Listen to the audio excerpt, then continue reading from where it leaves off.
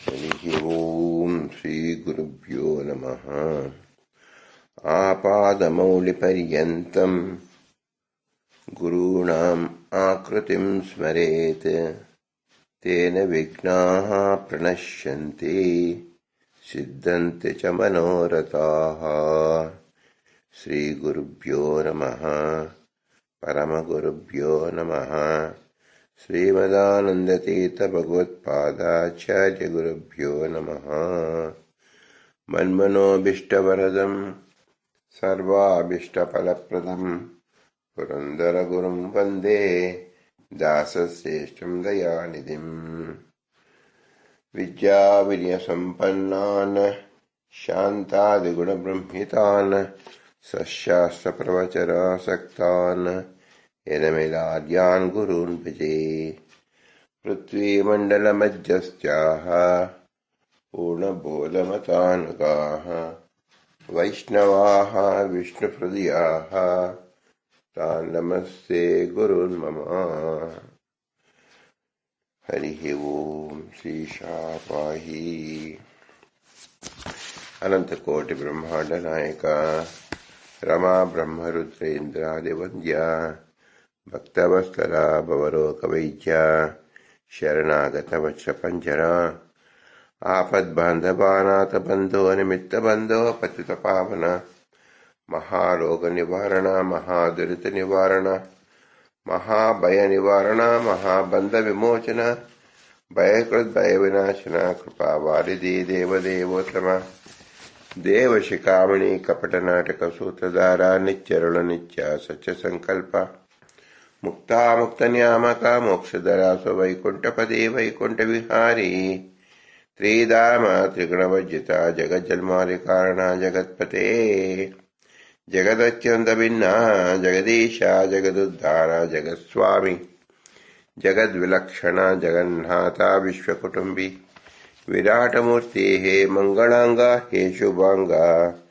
ಪರಮ ಮಂಗಳಮೂರ್ತಿ ಕೋಮಲಾಂಗ ನೀಲಮೇಘ ಶ್ಯಾಮ ಇಂದುವದನ ಬಹು ಸುಂದರ ಇಂದಿರಾ ವಂದಿತ ಚರಣ ವೃಕೋದರ ವಂದ್ಯ ಕೇಶವಾದಿರೂಪ ಅಜಾದಿರೂಪ ವಿಶ್ವಾದಿರೂಪ ವಿಶ್ವಾದಿರೂಪ ವಿಶ್ವಾದಿರೂಪ ವಿಶ್ವಾದಿರೂಪ ಎಂಬುದು ಪುರಂದರದಾಸರು ರಚಿಸಿದ ಅನಂತಕೋಟಿ ಬ್ರಹ್ಮಾಂಡ ನಾಯಕದಲ್ಲಿ 48ನೇ ಗದ್ಯವಾಗಿದೆ. ವಿಶ್ವಾದಿರೂಪ. ಇಲ್ಲಿ ಪ್ರಶ್ನೆ, ವಿಶ್ವಾದಿರೂಪ ಯಾವುದು?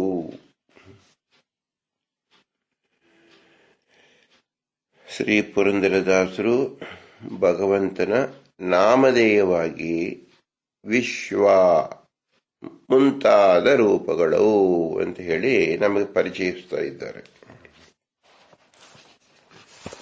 ಭಗವಂತನ ಅನಂತ ಗುಣಗಳು, ಅನಂತ ನಾಮಗಳು, ಅನಂತ ಕ್ರಿಯೆಗಳಲ್ಲಿ ವೇದವ್ಯಾಸರು ಹಾಕಿಕೊಟ್ಟ ಮೇಲ್ಪಂಕ್ತಿ ಏನು? ವಿಶ್ವಂ. ಅದನ್ನು ವಿಷ್ಣು ಸಹಸ್ರನಾಮದಲ್ಲಿ ತೋರಿಸಿಕೊಟ್ಟಿದ್ದಾರೆ. ವಿಶ್ವಂ ವಿಷ್ಣು ವಶತ್ಕಾರೋ ಭೂತ ಭವ್ಯ ಭಗವತ್ ಪ್ರಭು.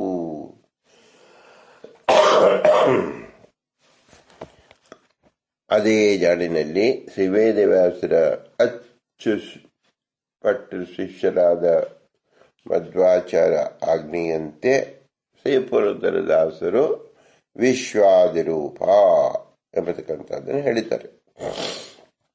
ಹಿಂದೆ ಹೇಳಿದ್ದು ಅಜಾದಿ ರೂಪವನ್ನು. ಅದರ ಹಿಂದೆ ಯಾವ ಪ್ರಣವ ಉಪಾಸಕಾಗಿ ಉಪಯೋಗವಾಗತಕ್ಕಂಥ ಕೇಶವಾದಿ ರೂಪಗಳು. ಈ ಪ್ರಣವ ಮಂತ್ರದ ಪರಿಚಯ ಮಾಡಿಸಿದ ಮೇಲೆ ಅದರ ವಿಸ್ತೃತವಾಗಿ ಅಜಾದಿ ರೂಪ,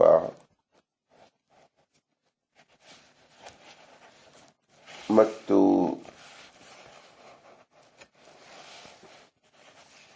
ವರ್ಣಗಳ ಉತ್ಪನ್ನ, ವೇದದ ಮಹಿಮೆ ಇದೆಲ್ಲ ಹೇಳಿದ ಮೇಲೆ ವೇದದಲ್ಲಿ ನಮಗೆ ಏನು ಮುಖ್ಯವಾಗಿ ಬೋಧಿಸ್ತಾ ಇದೆ. ಸಾಧಾರಣವಾಗಿ ಎಲ್ಲ ಜೀವರು ಏನನ್ನು ಉಪಾಸನೆ ಮಾಡಬೇಕು ಎನ್ನುವುದನ್ನ ಈಗ ಪ್ರಾರಂಭ ಮಾಡಿದ್ದಾರೆ. ಅಂದ್ರೆ ಇದು ಪ್ರತಿ ಜೀವರು ತಾವು ಆರಾಧನೆ ಮಾಡಿಕೊಳ್ಳಬೇಕಾಗಿರೋ ಪ್ರಪ್ರಥಮ ಹಂತದಲ್ಲಿ ಭಗವಂತನ ನಾಮಧೇಯವನ್ನು ಹೇಗೆ ಪರಿಚಯ ಮಾಡಿಕೊಳ್ಳಬೇಕೋ ಅದನ್ನು ಇಲ್ಲಿ ತಿಳಿಸ್ತಾ ಇದ್ದಾರೆ. ವಿಶ್ವಂ, ಅದನ್ನು ವಿಶ್ವಾದಿ ರೂಪ. ಅದಕ್ಕೋಸ್ಕರವಾಗಿ ಆದಿ ಶಬ್ದದಿಂದ ಏನು ಹೇಳಬೇಕು? ಶ್ರೀಮದಾನಂದ ತೀರ್ಥರು ವಿಷ್ಣು ಸಹಸ್ರನಾಮಕ್ಕೆ ಪ್ರತಿ ಶಬ್ದಗಳಿಗೂ ಕನಿಷ್ಠ ಪಕ್ಷ 100 ಅರ್ಥವಿದೆ ಅಂತ ಹೇಳಿದ್ದಾರೆ. ಅದು 100 ಅರ್ಥ ಅಂದರೆ 1000 ಅರ್ಥವೂ ಹೌದು, 1,00,000 ಶಬ್ದ ಅರ್ಥವೂ ಆಯಿತು. ಒಂದೊಂದು ಶಬ್ದಕ್ಕೂ 1,00,000 ಅರ್ಥವಾದರೆ 1000 ಲಕ್ಷಕ್ಕೆ ಎಷ್ಟಾಯಿತು? ಕೋಟ್ಯಾಂತರ, ಅನಂತ ಕೋಟಿ ಆಗೋಯ್ತು. ಅದನ್ನೇ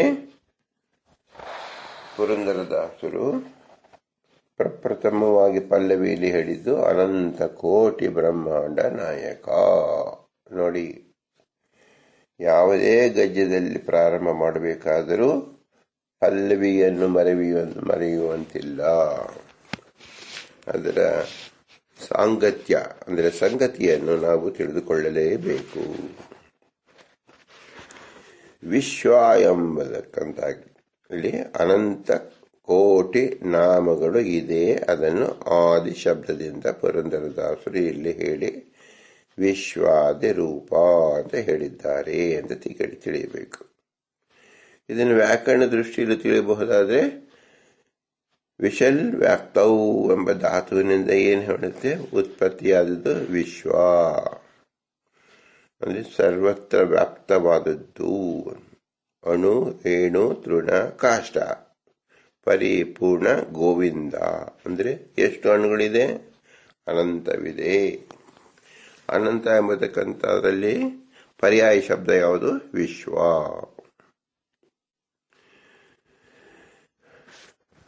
ಸಾಧಾರಣವಾಗಿ ವ್ಯಾಪ್ತಿಯಾಗಿದ್ದಾಗ ನಾವು ನೋಡ್ಬೇಕಾದ್ರೆ ಎಷ್ಟು ದಿಕ್ಕುಗಳ ಪರಿಚಯ ಆಗತ್ತೆ.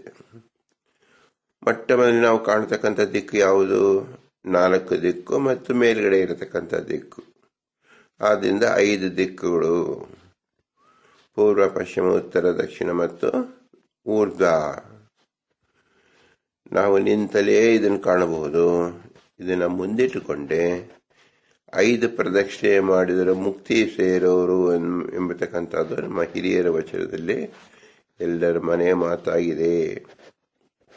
ನಾವು ಪ್ರದಕ್ಷಿಣೆ ಎಂಬತಕ್ಕಂಥದ್ದು ಮಾಡ್ತೀವಿ ಭಗವಂತನ ಸೇವೆಯಲ್ಲಿ. ಪ್ರದಕ್ಷಿಣೆ ಏನು? ನಮಗೆ ಬಲಭಾಗದಲ್ಲಿ ದಕ್ಷಿಣ ದಿಕ್ಕೆ ಇರಬೇಕು. ಆ ರೀತಿಯಲ್ಲಿ ನಾವು ಸುತ್ತು ಹೊಡೆಯುವುದು. ಯಾತಕ್ಕೆ? ಇದರ ಅರ್ಥವೇನೆಂದ್ರೆ ಏನು?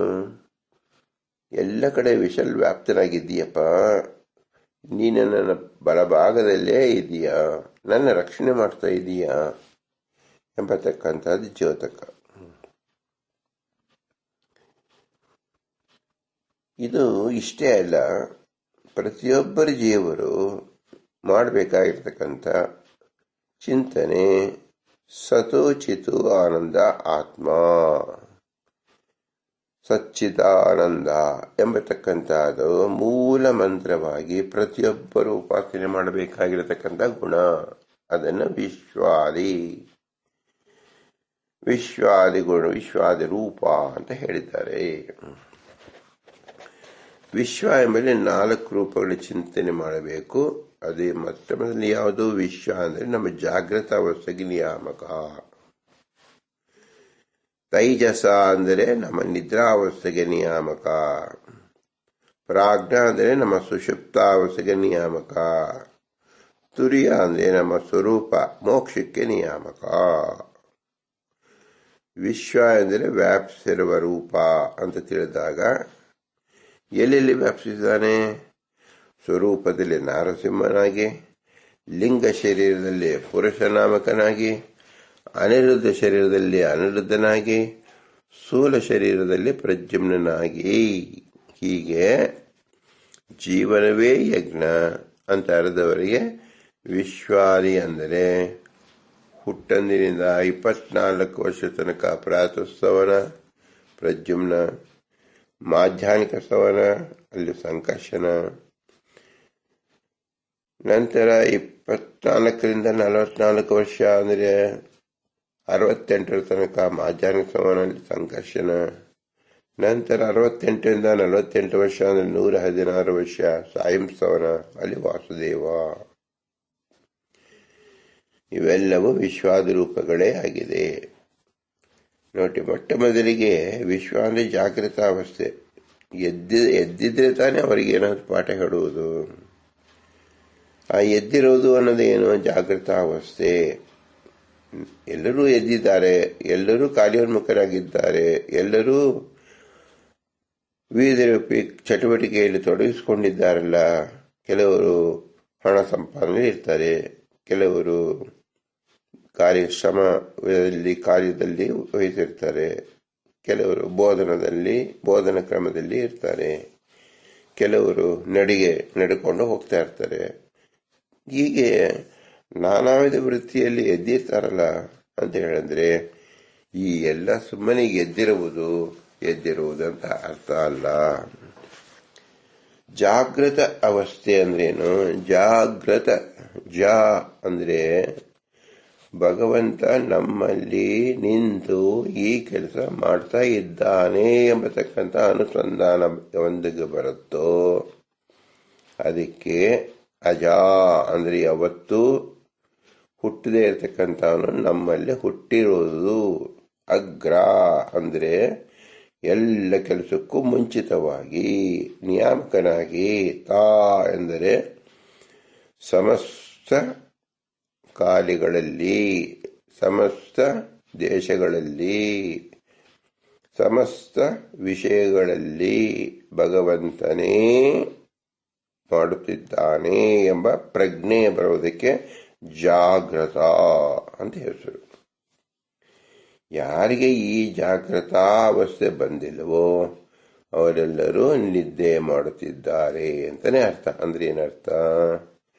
ಅವರು ಯಾವ ಬೇರೆ ಕಸಬುಗಳು ಮಾಡುವುದು, ಭಗವಂತನ ಶ್ರೇಷ್ಠತ್ವವನ್ನು ಪರಿಚಯ ಇಲ್ಲದೆ ಮಾಡತಕ್ಕಂಥ ಚಟುವಟಿಕೆಗಳು ಜಾಗೃತ ಅವಸ್ಥೆ ಎನಿಸಿಕೊಳ್ಳುವುದಿಲ್ಲ. ಅಂದರೆ ಈಗ ಶಾಲೆಗೆ ಹೋಗಬೇಕು, ಅಲ್ಲಿ ಅವರಿಗೆ ಅಟೆಂಡೆನ್ಸ್ ಅಲ್ಲಿ ಪ್ರೆಸೆಂಟ್ ಹಾಕಬೇಕು ಅಂದ್ರೆ ನಾವು ಎದ್ದು ಇನ್ನೆಲ್ಲೋ ಹೋದರೆ ಅಟೆಂಡೆನ್ಸ್ ಆಗುತ್ತೇನು? ನಿಯಮಿತವಾದ ಕೊಠಡಿಯಲ್ಲಿ, ನಿಯಮಿತವಾದ ವಸ್ತ್ರದಲ್ಲಿ, ನಿಯಮಿತವಾದ ವಸ್ತ್ರ ಮತ್ತು ಅಲಂಕಾರದಿಂದ ನಿಯಮಿತವಾದ ವ್ಯಕ್ತಿಯ ಮುಂದೆ ಕುಳಿತಾಗ ಶಾಲಾ ಕೊಠಡಿ ಅಂತ ಅನಿಸ್ಕೊಳ್ಳುತ್ತೆ. ಹಾಗೆ ಇಡೀ ವಿಶ್ವವೇ ಶಾಲಾ ಕೊಠಡಿ. ಇಲ್ಲಿ ಮುಖ್ಯ ಪ್ರತಿಪಾದ್ಯವಾಗಿರ್ತಕ್ಕಂಥವ್ರು ಯಾರು? ತತ್ವಾಭಿಮಾನಿ ದೇವತೆಗಳು, ಅವರೇ ನಮ್ಮ ಗುರುಗಳು. ತನ್ಮೂಲಕ ನಮಗೆ ಭಗವಂತನನ್ನು ತೋರಿಸಿಕೊಡ್ತಕ್ಕಂಥ ಮಾರ್ಗ ಯಾವುದು? ವೇದೋಕ್ತ ಮಾರ್ಗ. ಈ ವೇದೋಕ್ತ ಮಾರ್ಗದಿಂದ ಪ್ರತಿಪಾದ್ಯನೇ ಅವನು ಭಗವಂತ. ಯಾರು ಈ 4 ಪ್ರಜ್ಞೆಯನ್ನು ಹೊಂದಿರುವುದಿಲ್ಲವೋ ಅವರು ಜಾಗೃತಾವಸ್ಥೆಯಲ್ಲಿ ಇಲ್ಲ. ಅಂದ್ರೆ ವಿಶ್ವನ ಪರಿಚಯವೇ ಆಗಿಲ್ಲ ಅಂತ ಅರ್ಥ. ನಾವು ಎದ್ದು ಕೂಡಲೇ ಹೇಳುವುದು ಅಂತ ಮೊದಲನೇ ಪಾಠ ಇರುತ್ತೆ. ಎದ್ರೆ ಮುಂದಿನ ಕೆಲಸ. ಇನ್ನು ಯಾರು ಎದ್ದೇ ಇಲ್ಲ, ಭಗವಂತನ ವಿಷಯದಲ್ಲಿ ಎದ್ದಿಲ್ಲ ಅಂತ ಅರ್ಥ. ಆದ್ದರಿಂದ ಎಲ್ಲರನ್ನು ಎಬ್ಬಿಸುವ ಕಾರ್ಯ ಮಾಡಿಸ್ತಾ ಇದ್ದಾರೆ ಇಲ್ಲಿ ಪುರಂದರದಾಸರು. ವಿಶ್ವಾದಿ ರೂಪ ಎಂಬತಕ್ಕಂಥದ್ದಲ್ಲಿ ಹೇಳ್ತಾ ಇದ್ದಾರೆ. ಹಾಗಾದರೆ ಈ ವಿಶ್ವ ಎಂಬತಕ್ಕಂಥದ್ದನ್ನ ಏನು ಪುರಂದರದಾಸರು ಹೇಳಿದ್ದು ಅವರು ಸ್ವಕಲ್ಪಿತವಾಗಿ ಹೇಳ್ತಾ ಇದ್ದಾರೋ ಅಥವಾ ಏನಾದ್ರು ಆಧಾರವಿದೆಯೋ ಅಂದ್ರೆ ಅದು ವೇದದಲ್ಲಿ ಉಕ್ತವಾಗಿರ್ತಕ್ಕಂಥದ್ದು.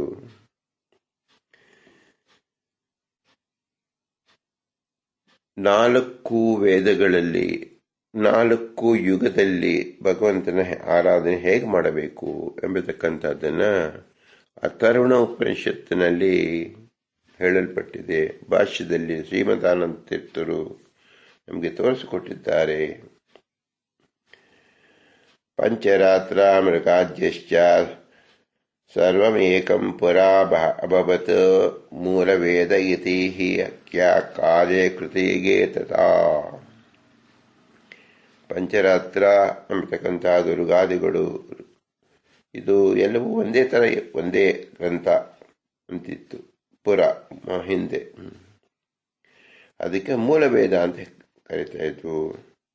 ಅದೇ ಕೃತಯುಗದಲ್ಲಿ ಅನುಸಂಧಾನ ಮಾಡ್ತಾ ಇದ್ರು. ನೈವರ್ಕ ಸಾಮಾದಿ ನಾಮಾನಿ ತದಾ ವೇದಸ್ಯ ಚಾಭವನ್ ನೈವ ಚ ಇಂದ್ರಾದಿ ನಾಮಾನಿ ವಿಷ್ಣೋರನ್ಯತ್ರ ಕುತ್ರಚಿತ್ ಬ್ರಹ್ಮ ರುದ್ರ ಇಂದ್ರ ಪೂರ್ವೇಸ್ಸು ನಾಮವಿಹಿ ಪ್ರೋಚತೆ ಹರಿಹಿ. ನೋಡಿ, ಪಂಚರಾತ್ರ ಮತ್ತು ಋಗ್ವೇದ ಮೊದಲಾದಗಳು ಆಶವಾಗ್ಮಯ ಕೃತಯುಗದಲ್ಲಿ ಪ್ರಪಂಚದ ಮೂಲ ಕಾರಣದ ವಿಷ್ಣು ಒಬ್ಬನನ್ನೇ ಪ್ರತಿಪಾದಿಸ್ತಾ ಇತ್ತು ಅಂತ ತಿಳ್ಕೊಂಡಿದ್ರು. ಆದ್ದರಿಂದ ಆ ವಾಗ್ಮಯವನ್ನು ಮೂಲವೇದ ಅಂತ ಕರೆಯುತ್ತಾ ಇದ್ದರು. ಕೃತಯುಗದಲ್ಲಿ ಋಗ್ವೇದ ಯಜುರ್ವೇದ ಎಂಬುದಾಗಿ ವೇದಗಳ ವಿಭಾಗ ಇರಲಿಲ್ಲ. ಇದಲ್ಲದೆ ಬ್ರಹ್ಮದೇವರು, ರುದ್ರದೇವರು, ಇಂದ್ರದೇವರು ಅಂತ ವೈದಿಕ ನಾಮಗಳು ವಿಷ್ಣುಗೆ ಮಾತ್ರ ಹೇಳ್ತಾ ಇದ್ರು ಹೊರತು ಬ್ರಹ್ಮದೇವರಿಂದ ಚತುರ್ಮುಖ ಬ್ರಹ್ಮ, ಕಾಲ ನಿಯಾಮಕ ರುದ್ರದೇವರು, ದೇವತೆಗಳ ನಾಯಕ ಇಂದ್ರ ಅಂತ ಹೇಳಿ ಯಾರು ಅರ್ಥ ಮಾಡ್ಕೊಳ್ತಾ ಇರಲಿಲ್ಲ. ಎಲ್ಲವೂ ವಿಷ್ಣುವೇ. ಆದ್ದರಿಂದ ಸಮಗ್ರವಾದ ವೇದ ಅಂದರೆ ವಿಷ್ಣುಮಯ, ಹರಿಬೋಧಕ ಅಂತ ತಿಳ್ಕೊಂಡಿದ್ರು.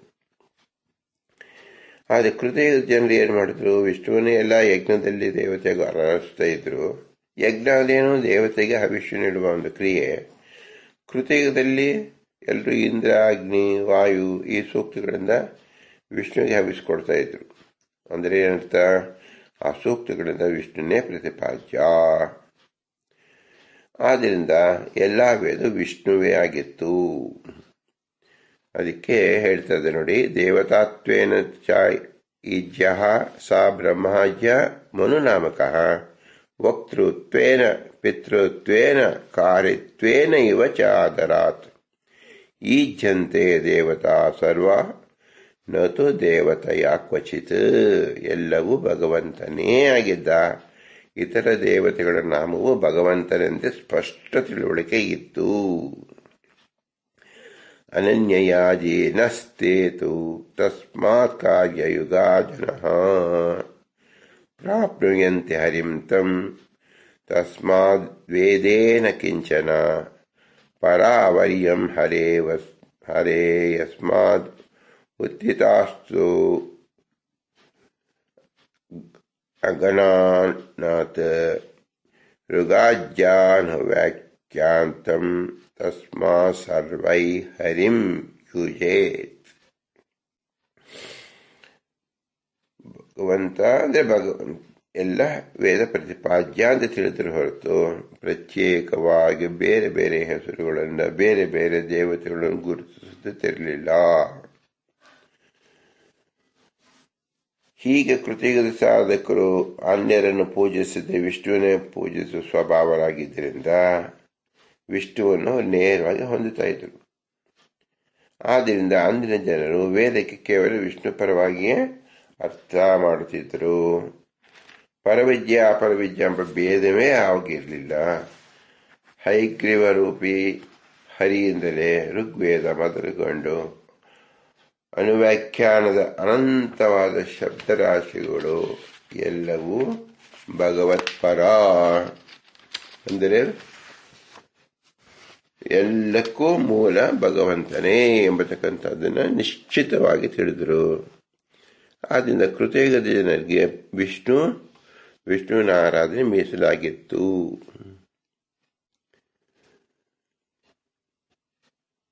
ತಸ್ಮಾತ್ ಬ್ರಹ್ಮಾದಿಯ ಸರ್ವೇ ಮನವೋ ಮಾನವಸ್ತತಾ ಯಜಂತಿ ಸರ್ವವೇದೈತಸ್ತ್ವಂ ಜಾನಂತಿ ವಿನಿಶ್ಚಯಾತ್ ಅಶಕ್ತಃ ಪಂಚರಾತ್ರೇಣ ಋಗಾಜ್ಯೈಃ ಅತತಂ ಯಜೇತ್ ಋಗಾಧ್ಯಾರೇವ ಸಾತ್ರೈತ್ರೈಃ ಭಿನ್ನೈರ್ವಿಷ್ಣು ಜನೈಃ ಹರಿಃ ದ್ವಾಪರೀಯುಜನೈ ವಿಷ್ಣು ಪಂಚರಾತ್ರಸ್ಸು ಕೇವಲೈಃ ಕಲೌ ತು ನಾಮ ಮಾತ್ರೇಣ ಪೂಜ್ಯತೆ ಭಗವಾನ್ ಹರಿಃ. ಮನುನಾಮಕ ಅಂದ್ರೆ ಬ್ರಹ್ಮಾದಿ ದೇವತೆಗಳು ಅವರೆಲ್ಲರೂ ಮಾನವರು ಅಂದ್ರೇನು, ಆ ಮನುಗಳ ಮಕ್ಕಳು ಮರೀಚಾದಿಗಳು ಎಲ್ಲರೂ ಅವರನ್ನು ಮಾನವರು ಅಂತ ಹೆಸರು. ಮೊಟ್ಟ ಮೊದಲನೇ ಮನು ಎಂಬತಕ್ಕಂಥವನು ಬ್ರಹ್ಮದೇವರೇ. ಅವರೆಲ್ಲರೂ ವಿಷ್ಣುವನ್ನೇ ಆರಾಧನೆ ಮಾಡಿದಂತ ಆದ್ರಿಂದ ಅವ್ರಿಗೆ ಮಾನವ ಅಂತ ಹೆಸರು ಬಂತು. ಯಾಕೆ? ಬ್ರಹ್ಮದೇವರು ಆರಾಧಿಸಿದ್ರು, ಅವರ ಮಕ್ಕಳು ಮರೀಚಾದಿಗಳು ಆರಾಧಿಸಿದ್ರು. ಅದೇ ಜಾಡನ್ನು ಇಂದಿಗೂ ಯಾರು ಆಚರಿಸ್ತಾರೋ ಅವರು ಅವರ ಮಾತ್ರ ಮಾನವರು. ಯಥಾರ್ಥವಾಗಿ ಅರಿತು ಉಪಾಸಿಸುತ್ತಾರೆ ಅಂತ ಅರ್ಥ. ಎಲ್ಲ ವೇದಗಳನ್ನು ತಿಳಿಯಲು ಶಕ್ತಿ ಇಲ್ಲದ ಸಾಧಕ ವರ್ಗ ಏನ್ ಮಾಡಿದ್ರು? ಋಗಾದಿ ವೇದಗಳಿಂದ ಮಾತ್ರ, ಅದರಲ್ಲಿಯೂ ಶಕ್ತಿ ಇಲ್ಲದವರು ಪಂಚರಾತ್ರ ಆಗಮದಿಂದ ಮಾತ್ರ ಪರಮಾತ್ಮ ಪೂಜಿಸುತ್ತಾರೆ. ತ್ರೇತಾಯುಗದಲ್ಲಿ ಅವರವರ ಯೋಗ್ಯತಾನುಸಾರ ಋಗಾದಿ ವೇದಗಳಲ್ಲಿ ಒಂದೊಂದರಿಂದ ಮಾತ್ರ ವಿಷ್ಣು ಪೂಜಿತನಾಗ್ತಾನೆ, ಎಲ್ಲವನ್ನೂ ಅಲ್ಲ. ದ್ವಾಪರಯುಗದಲ್ಲಿ ಸಾಧಕರಿಂದ ಹರಿ ಕೇವಲ ಪಂಚರಾತ್ರಿಯಿಂದ ಪೂಜಿಸಲ್ಪಡ್ತಾನೆ. ಆದರೆ ಕಲಿಯುಗದಲ್ಲಿ ಭಗವಾನ್ ಶ್ರೀ ಹರಿಯ ನಾಮ ಉಚ್ಚಾರಣೆಯಿಂದ ಪೂಜಿಸಲ್ಪಡುತ್ತಾನೆ. ಈ ಅಂಶದಿಂದ ಪುರಂದರದಾಸರು ವಿಶ್ವ ಅಂತ ಆ ಶಬ್ದವನ್ನು ಮಾತ್ರ ಹೇಳಿದ್ದಾರೆ. ಕೃತಯುಗದಲ್ಲಿ ಏಕೋ ವೇದ ಕೃತೆ ಆಸೀತ್ ತ್ರೇತಾಯಂ ತ್ರಿಧಾ ಭವಿತು ಸ ಏವ ಪಂಚಧಾ ಜಾತೋ ದ್ವಾಪರಂ ಪ್ರಾಪ್ಯಂ ವೈಯುಗಂ ಉತ್ಪನ್ನ ಸ ಕಲಿಂ ಪ್ರಾಪ್ಯಂ ವೇದ ಪ್ರಾಯೇಣ ಸರ್ವಶಃ ಮುಖ್ಯಧರ್ಮೋ ಕಾರ್ಥಯುಗೋ ವರ್ತಿವಚ್ಯ ಕಲಾರಪಿ ತ್ರೇತಾದೌ ತದಾ ಶಕ್ತೋ ಹಿ ಧರ್ಮೋ ಅನ್ಯ ಸಂಪ್ರವರ್ತಿತಃ. ಇದರ್ಥ ಏನು? ಕೃತೆ ಭಾಗವತ ಸರ್ವೇ ವೇದಾಶ್ಯ ಪುರುಷಸ್ತತ ತ್ರೇತಾಯಂ ಭಿನ್ನ ವಿಷಯಾಃ ತತ ತ್ರೈವಿಧ್ಯತಾಂ ಗತಾಃ ತಸ್ಮಾದೇಕಃ ಸರ್ವವೇದೈಕಜ್ಞೇಯಃ ವಿಷ್ಣು ಸನಾತನಃ ಪೂಜ್ಯಃ ಯಜ್ಞೈಃ ಸೋಪಚಾರೈಃ ಧ್ಯೇಯೋ ವಂದ್ಯಸ್ಯ ಸರ್ವದಾ ಇತಿ ನಾರಾಯಣ ಸಂಹಿತಾಯಾಂ. ಕೃತಯುಗದಲ್ಲಿ ವೇದ ವಿಭಾಗ ಇರಲಿಲ್ಲ. ತ್ರೇತಾಯುಗದಲ್ಲಿ ಋಗು ಯಜು ಸಾಮ ಎಂಬತಕ್ಕಂಥ 3 ಬಗೆಯಾಗಿ ವಿಂಗಡ ಆಯಿತು. ದ್ವಾಪರಯುಗದಲ್ಲಿ ಋಗಾದಿ 3 ವೇದಗಳು, ಅಥರ್ವ ವೇದ ಮತ್ತು ಪಂಚರಾತ್ರ 5 ಬಗೆಯಾಗಿ ವಿಭಾಗ ಹೊಂದಿತು. ಕಲಿಯುಗದಲ್ಲಿ ಪ್ರವೇಶ ಮಾಡಿದ ಬಳಿಕ ವೇದವೆಲ್ಲ ಪ್ರಾಯಶಃ ಲುಪ್ತವಾಗಿಯೇ ಹೋಯಿತು. ಶಕ್ತರಾದ ಬ್ರಹ್ಮಾದಿಗಳು ಕಲಿಯುಗದಲ್ಲಿಯೂ ಕೃತಯುಗದ ಮುಖ್ಯ ಧರ್ಮಗಳ ಆಚರಣೆಗೆ ಅರ್ಹಾಗಿರುತ್ತೆ. ಆದ್ದರಿಂದ ಅಶಕ್ತರನ್ನು ಗಮನದಲ್ಲಿಟ್ಟುಕೊಂಡು ತ್ರೇತಾಯುಗಗಳಲ್ಲಿ ಸುಲಭವಾದ ಧರ್ಮ ಸಾಧನಗಳಲ್ಲೂ ಹೇಳಲ್ಪಟ್ಟಿದೆ. ಈಗ ಕಲಿಯುಗದಲ್ಲಿ ಕೇವಲ ನಾಮ ಉಚ್ಚಾರಣೆಯಿಂದ ಹೇಳಬೇಕಾದ್ರಿಂದ ಪುರಂದರದಾಸರು ವಿಶ್ವಾದಿರೂಪ ಅಂತ ಹೇಳಿದ್ದಾರೆ. ಕಲಿಯುಗದಲ್ಲಿ ಹೇಗಪ್ಪ ಉಪನಿಷತ್ತು ಅಥವಾ ವೇದಗಳು ಶಕ್ತಿಯನ್ನು ಕುದ್ದುಕೊಳ್ಳುತ್ತೆ ಅಂದರೆ ಅದಕ್ಕೆ ಪ್ರಮಾಣ ಹೇಳ್ತಾರೆ. ವೇದವಾದಶ್ಚಾನುಯುಗಂ ಹ್ರಸಂತೀತಿ ನ ಶ್ರುತಿ ಇತಿ ಭಾರತೆ. ಮಹಾಭಾರತದಲ್ಲಿ ಹೀಗೆ ಹೇಳಲ್ಪಟ್ಟಿದೆ. ವೇದಶ್ಚ ಪಂಚರಾತ್ರಶ್ಚ ಭಕ್ತ್ಯಾ ಯಜ್ಞೇ ತಥೈವ ಚ ದೃಶ್ಯೋಹಂ ನಾನ್ಯತಾ ದೃಶ್ಯೋ ವರ್ಷಕೋಟಿಶತೈರಪಿ ಇತ್ಯಾದಿ ವಾರಾಹಿ. ಕೃತಯುಗದಲ್ಲಿ ವೇದಗಳಿಗೆ ಮೇಲ್ನೋಟಕ್ಕೆ ಇದ್ದಂತೆ ಭಗವಂತನಲ್ಲಿ ಪ್ರತಿಪಾದ ಶಕ್ತಿ ಇತ್ತು. ತ್ರೇತಾಯುಗದಲ್ಲಿ ಯುಗಧರ್ಮಕ್ಕೆ ಅನುಗುಣವಾಗಿ ಶಿಥಿಲವಾಗಿ ಹಿರಿಯರು ಇದು ಹೇಳ್ತಾ ಇದ್ದಾರೆ. ಅದು ಅಂತ ಭಾರತ ವರ್ಷದಲ್ಲಿದೆ. ವೇದಗಳು ಮತ್ತು ಪಂಚರಾತ್ರಗಳಿಂದ ಭಕ್ತಿಪೂರ್ವಕ ಸತ್ಕರ್ಮಾನುಷ್ಠಾನ ಯಜ್ಞಗಳಿಂದ ಸೇವಿಸಲು ಮಾತ್ರ ನನ್ನ ಸಾಕ್ಷಾತ್ಕಾರ ಸಾಧ್ಯ ಅಂತ ಭಗವಂತನ ಆದೇಶವಿದೆ. ವೇದ ಪಂಚರಾತ್ರಗಳಿಂದ ಹೊರತು ಇತರ ಗ್ರಂಥಗಳಿಂದ ಮತ್ತು ಭಕ್ತಿಪೂರ್ವಕ ಯಜ್ಞಾದಿಗಳನ್ನು ಹೊರತು ಇತರ ಸಾಧನಗಳಿಂದ ಶತಕೋಟಿ ವರ್ಷ ಪರ್ಯಂತ ಪ್ರಯತ್ನಿಸಿದರೂ ನನ್ನ ಸಾಕ್ಷಾತ್ಕಾರವಾಗುವುದಿಲ್ಲ. ಎಂಬುದಾಗಿ ವರಾಹ ಪುರಾಣದ ವಾಕ್ಯ. ಆದ್ದರಿಂದ ಸಮಗ್ರವಾದ ವೇದ ಪಂಚರಾತ್ರಗಳು ಹರಿಯ ಹಿರಿಮೆಯನ್ನು ಪ್ರತಿಪಾದಿಸ್ತಾ ಇದೆ. ಅದನ್ನು ತಿಳಿಬೇಕು ಅಂದ್ರೆ ಏನು ಮಾಡಬೇಕು? ಈ ಶಬ್ದ ರೂಪದಲ್ಲಿ ನಾಮರೂಪದಲ್ಲಿ ತಿಳಿಯಬೇಕು ಕಲಿಯುಗದ ಧರ್ಮ. ಅದೇ ವಿಶ್ವ ಅಂದರೆ ವ್ಯಾಪ್ತ ಅಂದ್ರೆ ಅರ್ಥ. ಈ ರೀತಿಯಾಗಿ ಯುಗ ಧರ್ಮಕ್ಕೆ ಅನುಸಂಧಾನವಾಗಿ ಪುರಂದರದಾಸರು ಕಲಿಯುಗದ ಜನಕ್ಕೆ ವಿಶ್ವಾದಿ ರೂಪ ಅಂತ ಹೇಳಿದ್ದಾರೆ. ಆದರೆ ವಸ್ತುಸ್ಥಿತಿಯಲ್ಲಿ ಕೃತಯುಗದ ಧರ್ಮವನ್ನೇ ಕಲಿಯುಗದಲ್ಲೂ ಆಚರಿಸಬೇಕು. ಅದು ಎಲ್ಲರಿಗೂ ಸಾಧ್ಯವಾಗುವುದಿಲ್ಲ. ಸಾಧ್ಯವಾಗದಿದ್ದೇ ಇದ್ದಾಗ ಭಗವಂತನನ್ನ ಯಹ ಸರ್ವಜ್ಞಃ ಸರ್ವವಿತ್ ಯಸ್ಯ ಜ್ಞಾನಮಯಂ ತಪಃ ತಸ್ಮಾದೇತದ್ ಬ್ರಹ್ಮ ನಾಮ ರೂಪಮನ್ನಂ ಚ ಜಾಯತೆ. ಯಾವನು ಎಲ್ಲವನ್ನು ತಿಳಿದವನು ಅವನ ಆಪ್ತಕಾಮ ಅಂತ ಹೆಸರು. ಯಾವನ ಆಲೋಚನೆ ಜ್ಞಾನ ರೂಪವಾಗಿದೆಯೋ ಅಂತಹ ಪರಮಾತ್ಮನಲ್ಲಿ ಚತುರ್ಮುಖ ಬ್ರಹ್ಮನು ಅಭಿಮಾನಿಯಾಗಿರುವ ಅರ್ಥ ಪ್ರಪಂಚ ಮತ್ತು ಉಳಿದ ಎಲ್ಲ ಪದಾರ್ಥಗಳು ಹುಟ್ಟಿತು. ಆದ್ರಿಂದ ಏತದ್ ಬ್ರಹ್ಮ ಚತುರ್ಮುಖ.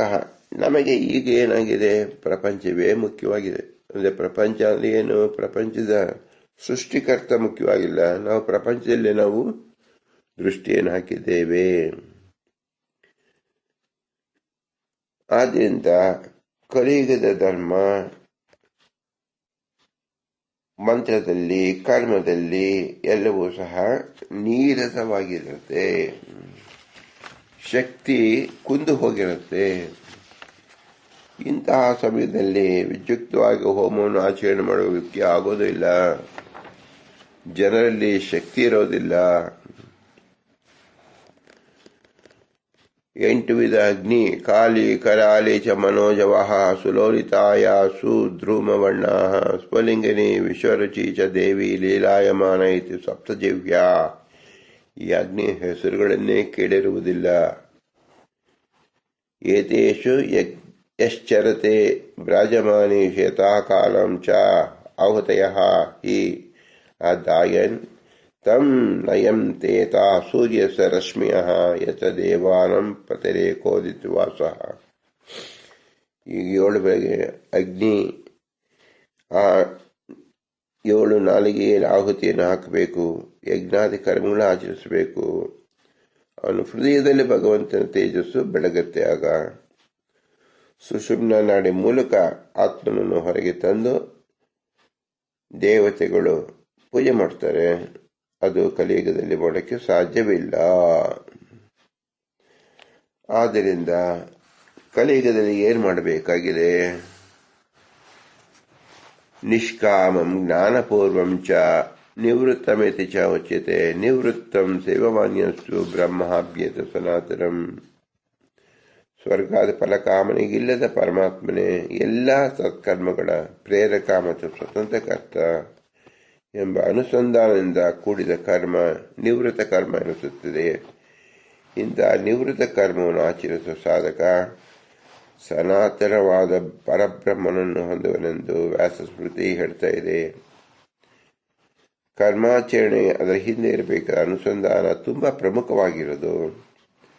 ಪರಮಾತ್ಮನ ಪ್ರೀತಿಯನ್ನು ಹೊರತು ಬೇರೆನ್ನೂ ಬಯಸದೇ ಇರತಕ್ಕಂಥದ್ದು ಪೂಜಾರೂಪವಾಗಿ ಪರಮಾತ್ಮನೇ ಎಲ್ಲ ಸತ್ಕರ್ಮಗಳ ಕರ್ತೃ, ನಾನು ನಿಮಿತ್ತ ಮಾತ್ರ ಎಂಬ ಅರಿವು ಮೂಡಿಸಿ ನಡೆಸಿದ ಕರ್ಮಾನುಸಂಧಾನ ಜ್ಞಾನದ ಮೂಲಕ ಅಕ್ಷಯವಾದ ಮೋಕ್ಷವನ್ನೇ ದೊರಕಿಸಿಕೊಡುತ್ತೆ. ಆದರೆ ಕಲಿಯುಗದಲ್ಲಿ ಈ ಜ್ಞಾನ ಎಂಬತಕ್ಕಂಥದ್ದು ಅತಿ ಕಡಿಮೆ ಇರುತ್ತೆ. ಅಂದರೆ ಜ್ಞಾನ ಇರುವುದಿಲ್ಲ. ಈ ಕಾರಣದಿಂದ ಪುರಂದರದಾಸರು ವಿಶ್ವ ಎಂಬತಕ್ಕಂಥ ನಾಮಧೇಯವನ್ನು ಇಟ್ಟುಕೊಳ್ಳಿ. ಅದೇ ಕ್ರಮೇಣ ನೀವು ವ್ಯಾಪ್ತನಾಗಿರ್ತಕ್ಕಂತಹ ಭಗವಂತನನ್ನೇ ಆರಾಧನೆ ಮಾಡಿ. ವಿಷ್ಣೋ ಸರ್ವೇಭ್ಯ ಕಿಂಚಿದುತ್ತಮತ್ವಂ ಚ ಅನಂತಹ ಇಮಂ ಲೋಕಂ ಆವಿಶಂತಿ ಸಾಮ್ಯಂ ಹೀನಂತ್ವಂ ವಾ ಜಾನಂತೋ ಹೀನತರಂ ತಮಯೇವ ಆವಿಶಂತಿ. ಪರಮಾತ್ಮ ಎಲ್ಲರಿಂತ ಸ್ವಲ್ಪ ಉತ್ತಮನು ಅಂತ ಯಾರು ತಿಳಿಬಾರದು. ಅವನ ಅತ್ಯುತ್ತಮ, ಅವನ ಸಾಮ್ಯವನ್ನು ಹೇಳಬಾರದು, ಅವನ ಹೀನತ್ವ ಅಂತೂ ಯಾರೂ ಚಿಂತಿಸಬಾರದು. ಹೀಗೆ ಚಿಂತಿಸಿದರೆ ಅವರಿಗೆ ಅನ್ನಮತಮಸ್ಸು ಎಂಬತಕ್ಕಂಥದ್ದು ಅತ್ಯಂತ ಘೋರವಾದ ಶಿಕ್ಷೆಯೇ ಆಗತ್ತೆ. ದೇವೇಭ್ಯ ಉತ್ತಮಂ ವಿಷ್ಣು ರಾಜ್ಯವದ್ಯಸ್ಯ ಮನ್ಯತೆ ಯಾಜಿ ಸಾ ಮಾನುಷಂ ಯಾತಿ ಸಾಮ್ಯಹೀನಂ ತದತ್ತಂ. ರಾಜ ಹೇಗೆ ನಮಗೆ ದೊಡ್ಡವನಂತ ತಿಳ್ಕೊಂಡಿರ್ತೀವೋ ಹಾಗೆ ಸ್ವಲ್ಪ ಉತ್ತಮ ತಿಳ್ಕೊಂಡು ನಾವು ಭಗವಂತನ ತಿಳಿಬಾರದು. ಏಕೆಂದರೆ ಅದು ಸಹ ರಾಜಸ ವಿದ್ಯೆ ಅನಿಸುತ್ತೆ. ಸರ್ವೋತ್ತಮವಾದ ತಿಳಿಯಬೇಕು. ಈ ನಾವು ಉದಾಹರಣೆ ರಾಜ ಪ್ರಜಾ ಅಂತ ಹೇಳ್ತಕ್ಕಂಥದ್ದು ಕೇವಲ ಉದಾಹರಣೆಗೆ ಮಾತ್ರ. ಭಗವಂತನಿಗೆ ಸಮವಾದ ಯಾವ ರಾಜರೂ ಇಲ್ಲ. ಆದರೆ ಪ್ರಜೆಗಳಾಗಿರ್ತಕ್ಕಂಥ ಸಾಧಕರು ಭಗವಂತನ ಆರಾಧನೆ ಮಾಡಬೇಕು ಅಂದರೆ ವೇದೋಕ್ತವಾಗಿ ಎಲ್ಲ ಕರ್ಮವನ್ನು ಮಾಡಲಿಕ್ಕೆ ಸಾಧ್ಯ ಇಲ್ಲದೆ ಇರೋದ್ರಿಂದ ಅವನ ಹೆಸರಿನಿಂದ, ಅದಕ್ಕೆ ಅವರ ನಾಮದಿಂದ ಭಗವನ್ ನಾಮ ಉಚ್ಚಾರಣೆ ಮಾಡಬೇಕು. ಆ ಮೊಟ್ಟ ಮೊದಲನೇ ನಾಮ ಯಾವುದು ಅಂದರೆ ವಿಶ್ವ. ವಿಶ್ವಂ ವಿಷ್ಣುವಶಕ್ತಾರೋ ಭೂತ ಭವ್ಯ ಭವತ್ಪ್ರಭು. ಇದಕ್ಕೆ ಮುಖ್ಯವಾಗಿ ತಿಳಿಸಬೇಕಾಗಿರೋದೇನು? ವಿಶ್ವ ಸತ್ಯವಾಗಿದೆ. ವಿಶ್ವ ಸತ್ಯ ಎಂಬತಕ್ಕಂಥದ್ದು ನಾವು ಅನುಭೂತಿಯನ್ನು ಹೊಂದಬೇಕು. ಎಲ್ಲರೂ ಇಲ್ಲಿ ಜಾಗೃತರಾಗಿದ್ದೇವೆ. ಯಾರಿಗೆ ಜಾಗೃತತ್ವ ಇನ್ನು ಬಂದಿಲ್ವೋ ಅವರು ಏನು ಹೇಳ್ತಾರೆ? ವಿಶ್ವವೇ ಸತ್ಯವಲ್ಲ, ವಿಶ್ವವೇ ಮಿಥ್ಯ ಅಂತ ತಿಳ್ಕೊಂಡ್ಬಿಡ್ತಾರೆ. ಯಾಕೆ? ಯಾರು ಬೆಳಗಾದರೂ ಯಾರಿಗೆ ಕಣ್ಣಿಗೆ ಕಟ್ಟಿಬಿಟ್ಟಿರುತ್ತೋ, ಕಣ್ಣು ತೆಗೆಯೋದಕ್ಕೆ ಆಗೋದಿಲ್ವೋ ಅವರೇನು ತಿಳ್ಕೊತಾರೆ? ಸೂರ್ಯ ಇನ್ನೂ ಉದಯವಾಗಿಲ್ಲ, ಆದ್ದರಿಂದ ನಾನಿನ್ನು ಏಳಬೇಕಾಗಿಲ್ಲ. ಇದು ಚಿಕ್ಕಂದಿನಲ್ಲಿ ಎಲ್ಲರೂ ಅನುಭವಿಸಿರ್ತಕ್ಕಂಥ ಸ್ವಚ್ಛ ಸಂಗತಿ. ಚಿಕ್ಕಂದಿರು ಅಂದ್ರೆ ಏನರ್ಥ? ಇನ್ನು ಜ್ಞಾನ ಪರಿಪಕ್ವ ಆಗದವರು. ಅವ್ರ ಕಣ್ಣು ಕಟ್ಟಿದೆ ಅಂದ್ರೆ ಏನರ್ಥ? ಯಾವ ಪದಾರ್ಥ ತಿನ್ನಬಾರದು ಅಂತ ಉಷ್ಣ ಪದಾರ್ಥ ತಿಂದಾಗ ಏನಾಗುತ್ತೆ? ಎರಡು ರೆಪ್ಪೆಗಳು ಅಂಟಿಕೊಂಡು ಬಿಡುತ್ತೆ. ಕಣ್ಣು ರೆಪ್ಪೆಗಳು ತೆಗೆಯುವುದಕ್ಕೆ ಆಗೋದಿಲ್ಲ. ಕಣ್ಣಿನಲ್ಲಿರ್ತಕ್ಕಂಥ ಮಲ ಅಂದರೆ ಕಣ್ಣಿನ ಗೀಜು ಬಂದು ಆ ಕಣ್ಣಿನ ಎರಡು ಪೊರೆಗಳನ್ನು ಗೋಂದಿನಂತೆ ಅಂದರೆ ಜೋಡಿಸಿಬಿಡುತ್ತೆ. ಅದು ತೆಗೆಯೋದಕ್ಕೆ ಆಗೋದಿಲ್ಲ. ಆಗ ನೀವೇನು ಮಾಡಬೇಕು? ಬಿಸಿನೀರು ಹಾಕಿಕೊಂಡು ಮೆತ್ತಿಗೆ ಆ ಮಲವನ್ನು ದೂರ ಹಾಕಿದಾಗ ಕಣ್ಣು ತೆಗಿಗೆ ಬರುತ್ತೆ. ಆದರೆ ಚಿಕ್ಕ ಮಕ್ಕಳಿಗೆ ಏನು ಮಾಡ್ತಾ ಇದ್ರು? ಆ ಕಣ್ಣನ್ನು ತೆಗೆಯೋದಕ್ಕೆ ಆಗೋದಿಲ್ಲ. ಯಾಕಂದರೆ ಇನ್ನೂ ಸೂರ್ಯೋದಯವಾಗಿಲ್ಲ. ಇವ್ರ ಕಣ್ಣು ತೆಗೆದ್ರೆ ತಾನೇ ಸೂರ್ಯೋದಯ ಆಗಿದೆಯೋ ಇಲ್ವೋ ಅಂತ ಗೊತ್ತಾಗೋದು. ಎಲ್ಲ ಚಿಕ್ಕ ಮಕ್ಕಳು ಏನು ಮಾಡ್ತಾ ಇದ್ರು? ಸೂರ್ಯೋದಯವಾಗಿ ಎಷ್ಟೋ ಗಂಟೆಗಳ ಪರ್ಯಂತವಾಗಿ ಹಾಗೆಯೇ ಮಲ್ಕೊಂಡಿರ್ತಾ ಇದ್ರು. ಇದು ಯಾಕೆ ಇದು ಹೇಳಬೇಕಾಗಿತ್ತು ಅಂದರೆ ಅವರು ಜಾಗೃತಾವಸ್ಥೆಗೆ ಬಂದಿರಲಿಲ್ಲ. ಪ್ರಾತಃ ಕಾಲದಲ್ಲಿ ಬರ್ತಕ್ಕಂಥ ವಿಧಿಯನ್ನು ಮಾಡ್ತಾ ಇರಲಿಲ್ಲ. ಅವರಿಗೇನು ದೋಷ ಆಗಿತ್ತು? ತಮ್ಮ ಕಣ್ಣಿನ ಗೀಜು, ಕಣ್ಣಿನ ಮಲ, ಕಣ್ಣನ್ನು ತೆಗೆಯೋದಕ್ಕೆ ಅವಕಾಶ ಮಾಡಿರಲಿಲ್ಲ. ಇದು ಕಲಿಯುಗದಲ್ಲಿ ಪ್ರತಿಯೊಬ್ಬರಿಗೂ ಅನುಸಂಧಾನದಲ್ಲಿ ಅನುಭೂತಿ ಹೊಂದಿರತಕ್ಕಂಥ ಸತ್ಯ ಸಂಗತಿ. ಇಲ್ಲಿನ ಕಣ್ಣಿನ ಮಲ ಎಂಬತಕ್ಕಂಥದ್ದೇ ಅಜ್ಞಾನ. ಸೂರ್ಯೋದಯದ ಪ್ರಜ್ಞೆ ಇಲ್ಲದೆ ಇರತಕ್ಕಂಥದ್ದು, ಶಾಸ್ತ್ರಜ್ಞಾನ ಇಲ್ಲದೆ ಇರತಕ್ಕಂಥ, ಸದಾಚಾರದಿಂದ ದೂರ ಸರಿದ ವ್ಯಕ್ತಿಗಳು. ಇವರಿಗೆ ಸೂರ್ಯ ಕಾಣಿಸುವುದಿಲ್ಲ ಅಂದರೆ ಅವರು ಮನೆ ಹೊರಗಡೆ ಬಂದು ಅನುಸಂಧಾನ ಶಿಷ್ಟಾಚಾರದಲ್ಲಿ ಪರಿಚಯವೇ ಇಲ್ಲದೆ ಇರತಕ್ಕಂಥ ಶಿಶುಗಳಂತೆ. ಶಿಶುಗಳು ಏನರ್ಥ? ಇನ್ನು ಪ್ರಾಜ್ಞರಲ್ಲ, ಅಪ್ರಾಜ್ಞರು ಅಂತ ಅರ್ಥ. ಬುದ್ಧಿವಂತರಲ್ಲ ಅಂತ ಅರ್ಥ. ಇಂಥವರನ್ನು ಪುರಂದರದಾಸರು ಹೇಗೆ ತಿದ್ದಬೇಕು? ತಾಯಿ ಆಗ ಏನು ಮಾಡ್ತಿರು? ಬೆಳಗಾಗಿದೆಯಪ್ಪ, ಸೂರ್ಯ ಬಂದಿದ್ದಾನೆ, ನಿನ್ನ ಕಣ್ಣು ಗೀಜಿನಿಂದ ಕಾಣ್ತಾ ಇಲ್ಲ, ನೀನು ಕಣ್ಣನ್ನು ಬಿಸಿ ನೀರಿಂದ ಅಥವಾ ತಣ್ಣೀರಿಂದ ಒರೆಸಿಕೋ, ಆಗ ರೆಪ್ಪೆಗಳು ಬಿಟ್ಟು ಬಿಡುತ್ತೆ, ಬಿಟ್ಟಾಗ ಕಣ್ಣು ತೆಗೀತೀಯ, ಕಣ್ಣು ತೆಗೆದಾಗ ಸೂರ್ಯೋದಯವಾಗಿದೆ ಅಂತ ನಿಮಗೆ ಅರ್ಥವಾಗತ್ತೆ. ಇಷ್ಟು ವ್ಯವಸಾಯವನ್ನು ನಮ್ಮ ತಂದೆ ತಾಯಿಗಳು ನಮಗೆ ಮಾಡ್ತಾ ಇದ್ರು. ಅದು ಎಲ್ಲರೂ ನೀವು ನೆನಪಿಸಿಕೊಳ್ಳಬಹುದು. ಇದು ಒಂದು ಮನೆಯ ದೃಶ್ಯವಲ್ಲ, ಇಡೀ ಕಲಿಯುಗದ ದೃಶ್ಯ. ಇದನ್ನು ಅರಿತಿರುವ ಪುರಂದರದಾಸರು ವಿಶ್ವಾದಿರೂಪ ಅಂತ ಶಬ್ದದಲ್ಲಿ ಹೇಳ್ತಾ ಇದ್ದಾರೆ. ನೀ ಜಾಗೃತನಾಗು, ಜಾಗೃತಾವಸ್ಥೆಗೆ ನಿಯಾಮಕನಾದ ವಿಶ್ವನಾಮಕ ಭಗವಂತನನ್ನು ಆರಾಧನೆ ಮಾಡು. ಪ್ರತಿಯೊಬ್ಬರ ಜೀವರಿಗೂ ಕಡೆಯ ಸಾಧಕನು ಚತುರ್ಗುಣ ಉಪಾಸನೆ ಅಂತ ಮಾಡಲೇಬೇಕು. ಅದು ಸತೋಚಿತ ಆನಂದ ಆತ್ಮ. ಅದರಲ್ಲಿ ಬರತಕ್ಕಂತಹ ರೂಪಗಳು ವಿಶ್ವ, ಪ್ರಾಜ್ಞ, ತುರಿಯ ಮತ್ತು ವಿಶ್ವ, ಪ್ರಾಜ್ಞ, ತೇಜ ಮತ್ತು ತುರಿಯ ರೂಪಗಳು. ಇದನ್ನ ಇಲ್ಲಿ ಪರಿಚಯ ಮಾಡ್ತಕ್ಕಂಥ ಪುರಂದರದಾಸರು ಕಲಿಯುಗದ ಪಾಮರ ಜನರಿಗೆ ಅನುಕೂಲವಾಗುವಂತೆ ಹೇಳಿದ್ದಾರೆ. ಇದೆಲ್ಲ ವಿಶ್ವಾದ ರೂಪಗಳೇ ಆಗಿದೆ. ಆಯಾ ಕಾಲಕ್ಕೆ ತಕ್ಕಂತೆ ಉಪಾಸನೆ ಮಾಡುವುದು ಇದಾಗಿದೆ. ಸಕಲ ಜೀವರು ಭಗವಂತನನ್ನು ಎಂದೆಂದಿಗೂ ಮರೆಯಬಾರದು ಎಂಬುದಕ್ಕೆ ಪ್ರತಿ ಹಂತದಲ್ಲೂ, ಪ್ರತಿ ಹೆಜ್ಜೆಗೂ, ಜೀವನದ ಪ್ರತಿ ಕ್ಷಣಕ್ಕೂ ನಮ್ಮ ಶರೀರ ಹಿಗ್ಗುವಂತೆ ಅವನು ನಮಗಾಗಿ ಅವನ ರೂಪವನ್ನು ಪ್ರಕಟ ಮಾಡ್ತಾ ಇದ್ದಾನೆ. ಎತ್ತರ ಬೆಳೆದಂತೆ ಅವನು ಸಹ ಎತ್ತರ ಪ್ರಕಟ ಮಾಡ್ತಾನೆ. ಒಂದು ಹುಟ್ಟಿದ ಮಗು ಎಷ್ಟು ಅಡಿ ಇರುತ್ತೆ? 1.5 ಅಡಿ ಇರುತ್ತೆ, 2 ಅಡಿ ಇರುತ್ತೆ. ಆಮೇಲೆ ಬೆಳೀತಾ 5.5 ಅಡಿ, 6 ಅಡಿವರೆಗೂ ಬೆಳಿತಾನೆ ವ್ಯಕ್ತಿ. ಅಂದ್ರೆ ಏನರ್ಥ? ಭಗವಂತ 1 ಅಡಿಯಿಂದ 6 ಅಡಿವರೆಗೂ ವಿಕಾಸ ಮಾಡ್ತಾ ಇದ್ದಾನೆ ಪ್ರತಿಯೊಬ್ಬರ ಮನುಷ್ಯರ ಶರೀರದಲ್ಲಿ. ಈ ವಿಕಸನ ಮಾಡುವುದು ಯಾರು? ಭಗವಂತ. ಅದರಂತೆ 1 ಕಿಲೋ ಬ್ಯಾಗ್ನಲ್ಲಿ ನಾವು 10 ಕಿಲೋ ಬ್ಯಾಗು, 100 ಕಿಲೋ ಬ್ಯಾಗು, ಹೀಗೆ ಬ್ಯಾಗ್ ಮಾದರಿಯಲ್ಲಿ ನಮ್ಮ ಶರೀರವೂ ಸಹ ವಿಸ್ತಾರ ಆಗ್ತಾ ಇದೆ. ಇಷ್ಟಾದರೂ ಜೀವ ಭಗವಂತನಲ್ಲಿ ಲಕ್ಷ್ಯ ಕೊಡುವುದೇ ಇಲ್ಲ.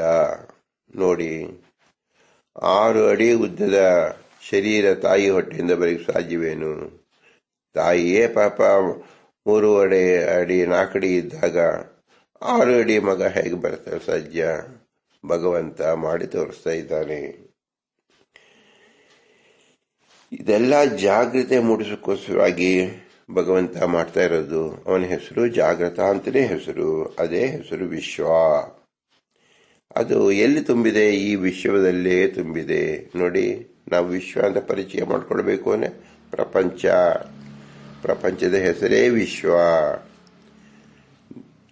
ಭಗವಂತನ ನಾಮಧೇಯಿಂದ ತಿಳಿಯಬೇಕು. ಹೌದು, ನೀವು ಇರ್ತಕ್ಕಂಥ ಜಗತ್ತೇ ವಿಶ್ವ, ಅವನೇ ವಿಶ್ವಾದ ರೂಪ. ಆದ್ದರಿಂದ ನಾವು ಎಲ್ಲಿ ಇದ್ದೇವೆ ಅಲ್ಲಿಂದಲೇ ಪುರಂದರದಾಸರು ನಮಗೆ ಪಾಠವನ್ನು ಮಾಡ್ತಾ ಇದ್ದಾರೆ.